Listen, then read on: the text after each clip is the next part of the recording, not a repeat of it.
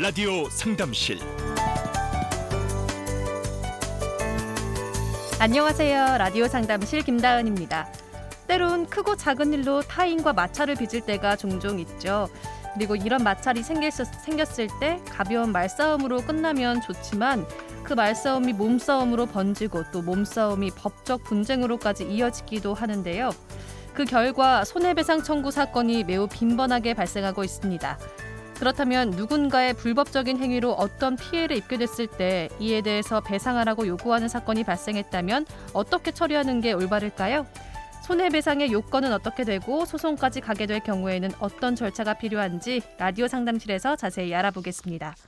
도움 말씀 주시기 위해 순천 임드보라 법률사무소 임드보라 변호사께서 자리 함께합니다. 안녕하세요. 네, 안녕하세요. 네, 오늘도 상담 진행하면서 여러분의 전화 받겠습니다. 꼭 관련 내용이 아니어도 이혼, 금전거래, 상속, 개인 파산 등 생활 속 법률 문제에 대해서 궁금한 점 있으신 분들은 방송 중에 언제라도 전화 주시기 바랍니다. 순천 전화 759개 7000번, 753국에 9911번, 753국에 9922번 석대의 전화 준비되어 있습니다. 그리고 유튜브 순천 KBS 라디오 통해서 실시간으로 댓글로 질문 받고 있습니다. 여러분의 많은 참여 부탁드립니다.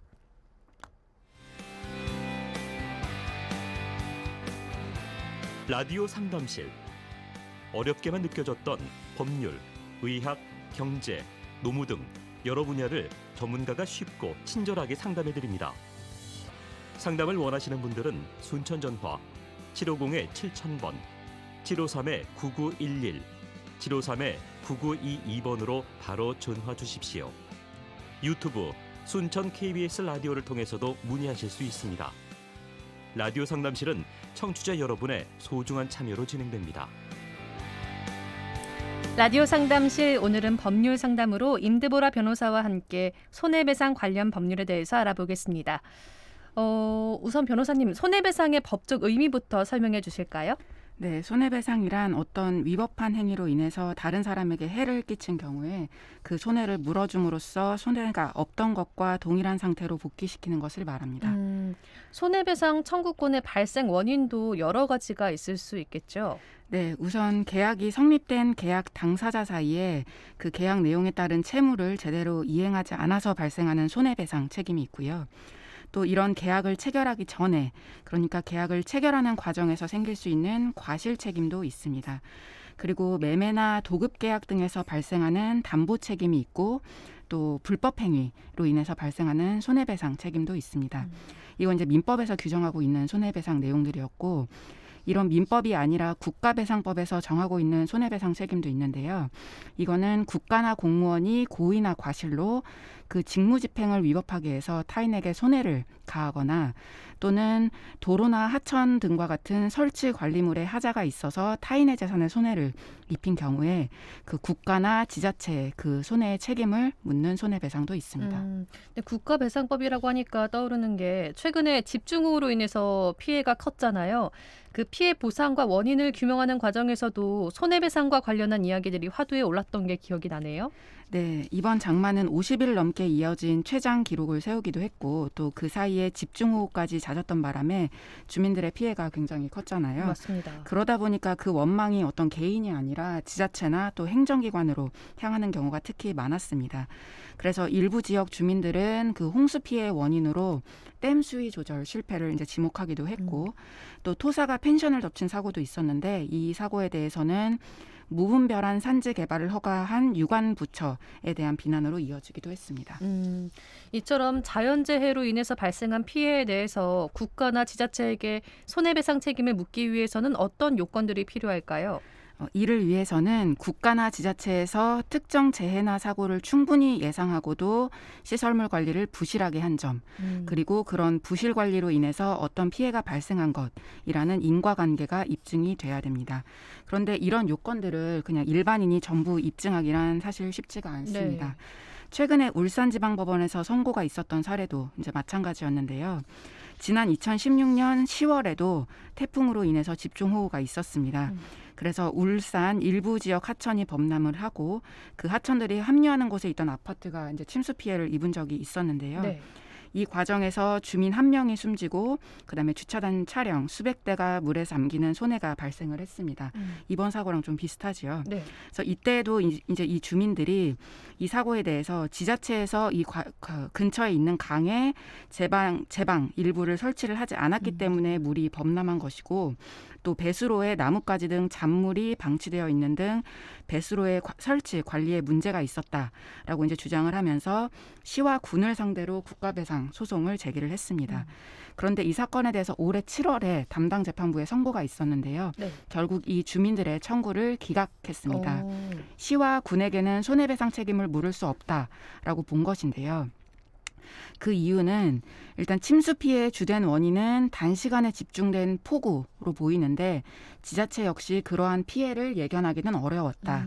그리고 이처럼 피해의 원인이 폭우에 있는 이상 그 마을이 침수된 것과 또 제방의 미완성 그리고 하천의 관리 사이에 어떠한 인과관계가 인정하기도 어렵다라는 것이었습니다. 그러니까 결국에는 지자체가 그 재난을 예견하고 미리 조치할 수 있었던 상황이 아니었고, 또 침수와 지자체의 관리 의무 소홀에도 인과관계가 없다라고 본 거네요. 근데 지자체의 국가배상 책임이 인정된 사례는 전혀 없을까요, 그럼? 있긴 했습니다. 그 지난 2011년에 서울 강남에 있는 우면산에서 산사태가 발생한 적이 있었거든요. 네. 이때 이 사고로 16명이 숨지고 51명이 부상을 당했던 사고였는데 법원에서는 이때 지자체의 책임을 인정했습니다. 이 사건의 경우에는 그 지자체가 산사태의 발생 가능성을 예견할 수 있었음에도 불구하고 경보등을 발령해서 그 위험 지역 주민들에게 대피 지시를 할 수 있었음에도 그러한 주의 의무를 이행하지 않은 과실로 그 피해를 확대시켰다라고 보고 그 책임을 인정했던 것입니다. 그럼 지자체에 손해배상을 청구할 때 인정될 수 있는 경우는 지자체가 사고를 충분히 예견했는데 그럼에도 불구하고 조치를 취하지 않았을 때, 이게 네. 인과관계로 해당이 됐을 때 손해배상을 청구할 수 있다라는 것 같습니다. 네. 또 손해배상 중에 징벌적 손해배상이라는 것도 있더라고요. 이건 어떤 걸까요? 네, 원래 손해배상은 딱 발생한 손해만큼만 전부해 주는 것이 원칙입니다.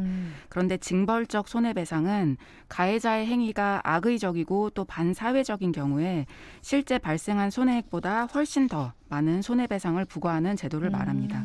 이 제도의 목적은 이제 실제 발생한 손해만큼만 이제 전부해주는 수준의 배상만으로는 어떤 악의적이고 반사회적인 행위를 예방하는 데 효과가 없기 때문에 실제 발생한 손해보다 훨씬 더 큰 금액을 배상하게 함으로써 그런 행위의 반복을 막고 또 다른 사람이 그와 유사한 행위를 방지하는 것, 그 예방하는 것에 있습니다.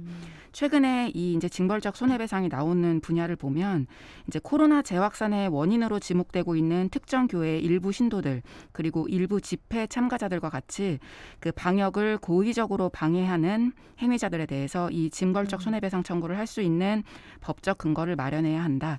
이런 의견이 제기되고 있기도 합니다. 그리고 또 이 밖에도 정부와 지자체에서는 코로나 진단검사와 역학조사를 방해한 행위자들에 대해서 구상권을 행사하겠다고도 했더라고요. 이것도 손해배상 책임을 묻겠다라는 의미겠죠? 네, 구상권은 쉽게 말해서 피해자의 피해를 대신 변제해 준 주체가 실제 그 손해를 입힌 가해자에게 그 대신 변제한 피해금을 돌려달라 이렇게 청구하는 것을 말하는데요. 네. 국민보험공단에 따르면 지난 7월 기준 코로나 입원 진료비로만 총 695억 원이 사용이 되었다고 합니다. 그런데 지금까지 이제 국민, 즉 환자가 부담한 코로나 치료 비용은 전혀 없었는데요. 네. 그런데 코로나가 장기화되는 와중에도 고의 또는 중과실로 집단 감염을 유발하는 사람들이 이제 계속 생겨났잖아요. 네. 그래서 정부와 지자체는 지금까지는 정부가 전액 국민 대신 지불해온 치료비를 이처럼 방역 수칙을 고의로 어긴 환자에게 청구하겠다. 이런 방침을 밝힌 것입니다. 이건 역시 국가가 입은 손해, 즉 치료비 지출의 손해를 방역을 고의로 방해하고 있는 위법 행위자들에게 묻겠다라는 손해배상 책임의 일종으로 볼 수가 있고요. 또 이와 유사하게 지난 2월에 대구시는 그 신천지 관련 집단 감염 사태에 대해서 신천지와 그 이만희 교주에게 1,000억 원의 손해배상 소송을 접수하기도 했습니다. 그럼 이 밖에 코로나19 말고도 일상생활에서 손해배상 문제로 법적 분쟁까지 가는 사례들은 어떤 것들이 있을까요? 네, 일단 가장 흔한 것이 누구에게 맞거나 또는 교통사고를 당해서 치료비나 병원비가 발생한 경우라든지 아니면 아파트를 샀는데 그 전 집주인이 그 아파트에서 발생하는 심각한 누수 현상을 고지하지 않아서 새로 그 집을 산 사람이 피해를 입었다든지 아니면 가게에서 음식을 사 먹었는데 그 음식이 상해서 크게 탈이 난 경우 등등 이제 손해배상 청구가 가능한 사례들은 굉장히 다양할 수 있습니다. 이런 사례들은 정말 일상에서 흔히 볼 수 있는 사례들인 것 같아요. 그럼 손해배상의 범위는 어디까지일까요? 통상적으로 발생하는 손해 그리고 특별하게 발생하는 손해로 구분할 수가 있습니다. 우리 민법 393조에 따르면 그 채무불이행으로 인한 손해배상은 통상의 손해를 그 한도로 한다. 이렇게 규정을 하고 있거든요. 네. 즉 통상의 손해까지만 손해배상의 책임을 물을 수 있다라는 것인데 이제 여기서 말하는 통상의 손해란 일반적인 사회 거래 관념상 그리고 경험칙에 비추어 볼 때 이런 피해가 발생하면 이 정도의 통상적인 손해가 발생한다라는 손해를 말합니다. 예를 들면 내가 어떤 물건을 구입을 했는데 그 물건이 훼손되어 있었다. 그렇다면 이때 통상의 손해란 그 훼손된 물건을 수리하는 데 드는 비용 또는 동종의 물건으로 교환하는 비용이 되겠죠. 그래서 원칙적으로 손해배상의 범위는 이러한 통상의 손해까지만 한도로 한다고 규정을 하고 있습니다. 그럼 만약에 내 특수한 사정 때문에 통상적으로 발생하는 손해보다 훨씬 더 많은 손해를 입었을 때는 배상을 받을 방법이 없을까요? 그런 손해를 특별손해라고 하거든요. 네. 특별손해는 특별한 사정, 즉 당사자들의 개별적이고 구체적인 사정에 따른 손해를 말합니다. 그런데 이런 특별손해의 경우에는 이와 같은 특별한 손해가 발생할 수 있다라는 사정을 그 상대방이 알고 있거나 또는 알고 있었을 경우에만 그 손해에 대한 배상을 청구를 할 수가 있습니다. 이제 앞선 예로 좀 돌아가 보면 내가 이제 상대방에게 물건을 구입을 했는데 곧바로 그 물건을 다른 나라에 이제 2배 비싼 가격으로 수출하기로 예정되어 있었다고 합시다. 근데 이제 상대방에게 물건을 받아보니까 그 물건이 너무 심하게 훼손이 돼 있어서 이제 다른 나라에 이 물건을 수출할 수가 없었다라고 한다면 이때 내가 입은 종국적인 손해는 사실 이 물건을 팔아서 남기려던 이익금 그 상당액에 해당하잖아요. 네. 근데 이건 이 물건을 산 당사자의 특별한 사정에 의해서 발생한 손해이기 때문에 그 이익금 상당액에 대한 손해까지 그 물건을 판 사람에게 물기 위해서는 그 물건을 판 상대방 역시 내가 이 물건을 산 즉시 그 2배의 가격으로 다른 나라에 수출할 예정이었다. 이것을 알고 있었어야 한다는 것입니다. 만약 모르고 있었다면은 그냥 통상적인 범위 내에서만 손해배상을 해주는 거네요. 그럼. 네네. 그렇군요. 근데 또 재산적 손해에서는 적극적 재산, 소극적 재산 이런 표현도 있더라고요. 이건 어떤 의미일까요? 네, 적극적 손해는 이미 가지고 있던 내 재산의 감소가 발생하는 것을 말합니다. 예를 들어서 어떤 사람의 잘못으로 내 소유의 물건이 훼손되거나 그러면 이제 수리비가 들 것이고 또 어떤 사람의 잘못 때문에 내가 다쳐서 병원비가 들거나 이런 것들, 그러니까 내 재산의 감소가 발생하는 거잖아요. 그래서 이게 이제 대표적인 적극적인 손해의 예고. 그다음에 소극적 손해는 내가 얻을 수 있었던 새로운 재산의 취득이 방해되는 것을 말합니다. 예를 들면 내가 누군가의 잘못 때문에 다쳐서 병원에 입원해 있는 동안 일을 하지 못해서 내가 원래 벌 수 있었던 수익을 창출하지 못하는 손해. 이걸 이제 소극적 손해라고 하는데 재산상 손해배상을 청구할 때는 이런 적극적 손해 그리고 소극적 손해를 모두 배상해달라고 청구할 수가 있습니다. 재산적인 피해뿐만 아니라 정신적인 고통에 대해서도 손해배상을 청구할 수 있죠. 네, 민법 751조에서는 타인의 신체 자유 또는 명예를 해하거나 기타 정신상의 고통을 가한 자는 재산 이외의 손해에 대해서도 배상할 책임이 있다라고 규정을 하고 있습니다. 여기서 말하는 정신적 고통이 이제 아까 말씀하신 그 정신적인 고통에 대한 것을 말을 하고요. 네. 그리고 이런 정신적 고통에 대한 손해배상을 우리는 흔히 위자료라고 부릅니다. 위자료. 그럼 정신적으로 발생할 수 있는 피해 부분은 어떤 식으로 금전적으로 환산할 수 있을까요? 정신적인 손해는 그 피해 정도를 객관적으로 확인할 수가 없는 무형의 손해이기 때문에 네. 판사의 재량에 의해서 보통 결정이 되고요. 하지만 그렇다 하더라도 그 시대의 일반적인 법감정에 부합될 수 있는 액수가 산정되어야 한다. 이런 한계는 당연히 존재를 합니다. 그리고 이때 고려되어야 할 재반 사정에는 뭐 사건의 내용이라든지 그다음에 가해자와 피해자의 관계, 또 그 사람들의 사회적인 신분이나 지위, 뭐 직업, 가진 재산 등 여러 가지 요소들이 종합적으로 고려가 될 수 있는데요. 그런데 실무상 이제 법원에서 인정되는 위자료의 금액은 내가 개인적으로 느끼는 어떤 주관적인 고통의 크기에 비해서 너무 적다. 이런 이제 의견들이 많은 편입니다. 아무래도 같은 상처를 두고도 사람마다 느끼는 고통의 체감 크기는 다를 수밖에 없으니까요. 그런 것 같습니다. 네, 라디오 상담실 오늘은 법률 상담으로 임드보라 변호사와 함께 손해배상 관련 법률에 대해서 알아보고 있습니다. 오늘도 여러분의 상담 전화 받을 텐데요. 꼭 관련 내용이 아니어도 괜찮습니다. 이혼이나 금전거래, 상속, 개인회생 등 여러분이 생활 속에서 겪고 있는 모든 문제에 대한 법률 상담 가능합니다.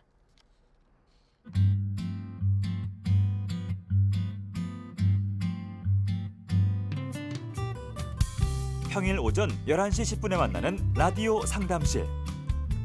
어렵게만 느껴졌던 법률, 의학, 경제 상담을 전문가가 쉽고 친절하게 상담해 드립니다. 상담을 원하시는 분들은 순천 전화 750-7000번, 753-9911, 753-9922번으로 지금 전화 주세요. 라디오 상담실은 청취자 여러분들의 소중한 참여로 진행됩니다. 라디오 상담실 함께하고 있는 지금 시각이 11시 28분을 지나고 있습니다. 오늘은 법률 상담으로 임드보라 변호사와 함께 손해배상에 대해서 알아보고 있는데요. 이번에는 실제 사례를 들어보겠습니다.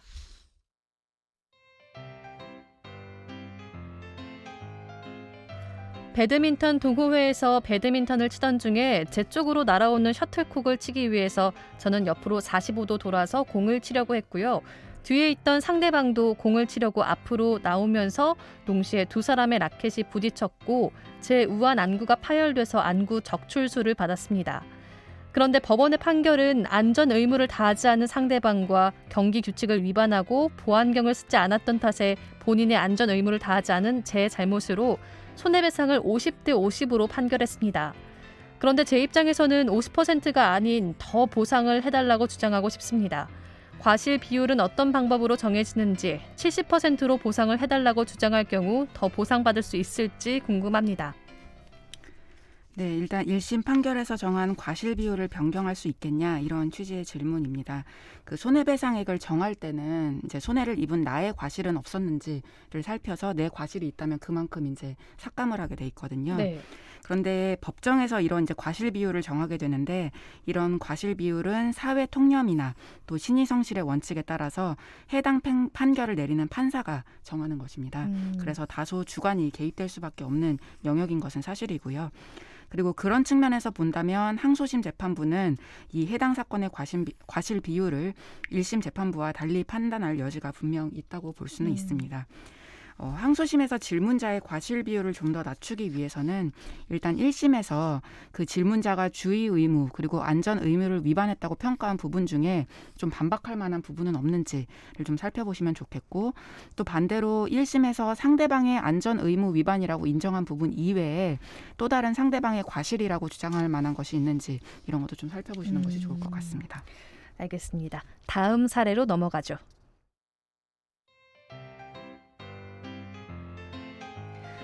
19세 무면허 운전자가 사고를 내서 차 수리비가 530만 원, 대차 렌트비 약 100만 원이 나온 상태입니다. 운전자에게 손해배상 청구가 가능할까요? 네, 이 사례는 이제 운전자가 성년의 나이에 이르렀는지에 따라서 답이 좀 다를 수 있겠는데요. 네. 이 운전자가 만 19세가 지났다면 운전자 본인에게 손해배상 청구를 할 수가 있고, 만약에 만 19세가 지나지 않은 미성년자라면 그 부모를 상대로 손해배상 청구를 할 수 있습니다. 그리고 이제 뭐 차 수리비라든지 렌트비라는 것은 손해배상액으로 인정이 될 수가 있는데, 이 사례 역시 만약에 그 지금 손해를 입었다고 하는 분에게도 과실이 있다면 역시 과실상계가 될 수 있을 것으로 보입니다. 알겠습니다. 라디오 상담실 오늘은 임드보라 변호사와 함께 법률 상담 진행하고 있습니다. 상담 원하시는 분들은 순천 전화 759개 7000번, 753국에 9911번, 753국에 9922번으로 전화 주시기 바랍니다. 또 저희는 다른 손해배상 사례를 살펴볼 텐데요. 뭐 술에 취한 상태로 또는 운전을 하다가 가로수나 가로등을 훼손한다거나 또 도로에 마련된 펜스를 소실한다거나 이렇게 공공기물을 파손했을 때는 어떻게 되는 걸까요? 네, 이때도 그 공공기물의 소유자 또는 관리 주체에게 훼손한 물건에 대한 손해를 배상해야 될 수 있습니다. 이때 고의성이 없다고 하더라도 배상 책임이 뒤따르겠죠? 네, 민법상 손해배상 책임은 과실 책임이기 때문에 과실, 즉 부주의로 어떤 사고를 낸 것이라 하더라도 그 책임을 져야 됩니다. 그리고 우리 주거 형태 중에 아파트는 위아래층의 경우에 소음이나 흡연, 누수 같은 이해관계가 직결되고 있어서 분쟁의 수시가 많은 것 같아요. 이런 부분들도 손해배상 문제를 제기할 수 있을까요? 네, 있습니다. 하지만 아파트 관련 분쟁 같은 경우에는 그 손해의 책임을 누구한테 물을 건지, 그리고 인과관계가 인정된다고 볼 수 있는지, 또 손해액은 얼마로 정해야 될지 등 따져야 될 그 쟁점들이 좀 많은 편입니다. 예를 들어서 아파트 누수 같은 경우에는 그 누수의 원인이 아파트를 지을 때부터 시공을 잘못했기 때문인지, 아니면 윗집의 책임, 뭐 예를 들면 윗집에서 단독으로 공사를 하다가 배수관 같은 것을 잘못 건드려서 그런 것인지 등에 따라서 손해를 배상해야 할 책임의 주체가 달라질 수도 있고요. 그리고 요즘에 이제 코로나 때문에 집에 머무는 시간이 많아져서 이제 층간소음이 또 문제가 될 수 있는데, 맞아요. 아파트 소음 역시 그 아파트의 설계나 또는 사용한 자재 자체에 문제가 있는 것은 아닌지, 아니면 윗집에서 정말 지나치게 과다한 소음을 유발하는 것인지 등에 따라서 대응 방법이 달라질 수가 있습니다.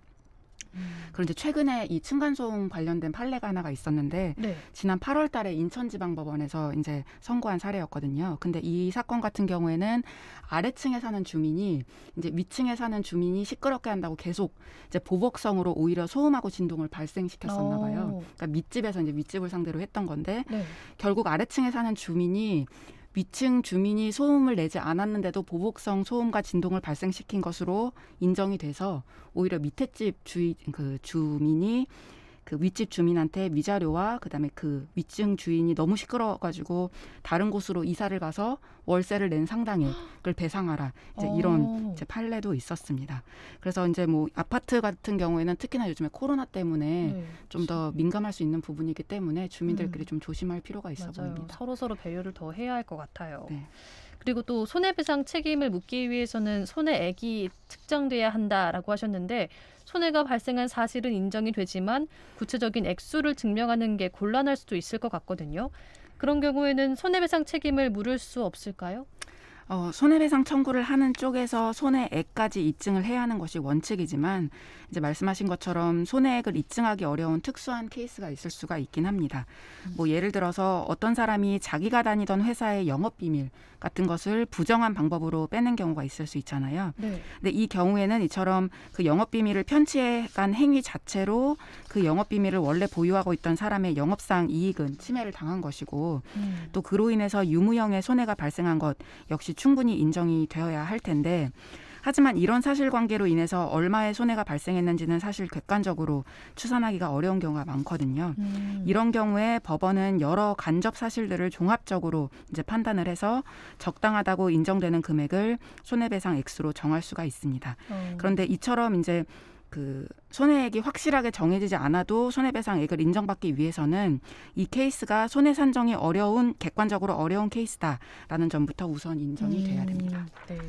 그러면은 손해배상 문제가 발생했는데 합의가 되지 않는다면 소송까지 가야 할 수밖에 없겠죠? 네, 그렇습니다. 그럼 손해배상 청구 소송 절차가 어떻게 되는지도 알려주시죠. 네, 통상의 민사소송과 동일한데요. 우선 손해를 입은 당사자, 즉 원고가 손해를 입힌 사람, 즉 피고에게 이런 이유로 인해서 나한테 이런 손해가 발생했으니 얼마의 손해배상을 해주라, 이런 내용을 기재한 소장을 보냅니다. 이 소장을 받은 피고는 이 원고의 소장에 기재된 주장에 대해서 자신의 입장을 적은 답변서를 다시 법원에 접수를 하고요. 이런 식으로 서면 공방이 이제 오가는 사이사이에 법정에서는 변론 기일이 열리고요. 이런 식으로 양쪽의 주장 입증이 충분하게 무르익으면 변론을 종결을 하고 재판장은 제출된 서류 그리고 법정에서의 진술 등을 토대로 최종 판단인 선고를 내리게 됩니다. 이 손해배상을 청구하는 원인에 대해서 증빙할 수 있는 자료도 물론 필요하겠죠? 네, 모든 소송이 마찬가지지만 본인의 주장을 입증할 수 있는 증거를 반드시 제출을 해야 됩니다. 손해배상 소송에서는 특히 손해가 발생했다는 사실, 그리고 그 손해액이 얼마인지를 입증할 수 있는 근거 자료가 중요하고요. 또 어떠한 행위와 결과 사이의 인과관계를 입증하기 위해서는 별도의 감정이나 사실조회 등이 필요할 수도 있습니다. 이 소송을 진행하는데 비용도 많이 들까요? 변호사를 선임해서 진행할 경우에는 변호사 비용이 들고요. 그리고 변호사 선임 없이 당사자 소송으로 진행을 한다 하더라도 이제 법원에 납부해야 되는 인지대 그리고 송달료가 기본적으로 발생을 하고, 만약에 감정이 필요한 경우라면 좀 고액의 감정료를 납부해야 할 수도 있습니다. 알겠습니다. 네, 오늘 손해배상과 관련한 이야기 나눠봤는데요. 소송을 제기할 수 있는 상황인지 확실히 내게 청구권이 있는지 꼼꼼히 확인하는 게 중요하겠죠? 네, 우리는 이제 보통 일상에서 누군가와 분쟁이 발생하면 나 당신에게 손해배상 청구하겠다 이런 으름장부터 놓는 경우가 많은데, 사실 손해배상은 생각보다 이제 따져야 할 쟁점도 많고 입증해야 될 부분도 많은 복잡한 소송에 해당합니다. 그래서 현재 만약에 손해배상 소송을 고려하고 계시다면 소송 요건이 충분히 갖추어져 있는지, 그리고 소송을 하기에 충분한 증거가 확보되어 있는지, 또 나에게 소송의 실익이 있는지 등을 전문가와 상의해 보신 후에 진행하시길 권해드립니다. 알겠습니다. 오늘 도움 말씀 고맙습니다. 네, 고맙습니다. 네, 오늘은 순천 임드보라 법률사무소 임드보라 변호사와 함께 손해배상 관련 법률에 대해서 알아봤습니다. 라디오 상담실 준비한 내용은 여기까지입니다. 오늘은 임드보라 변호사님의 추천곡 나얼의 같은 시간 속에 너 띄워드리면서 이 시간 마칩니다. 고맙습니다.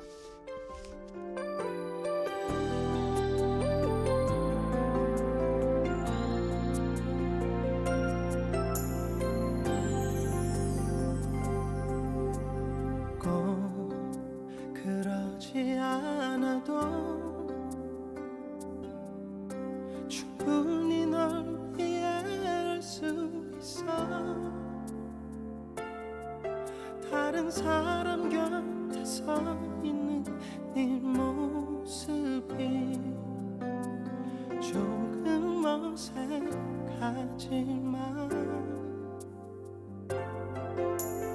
다 버리지 않아도 어떻게든 이겨낼 수 있어.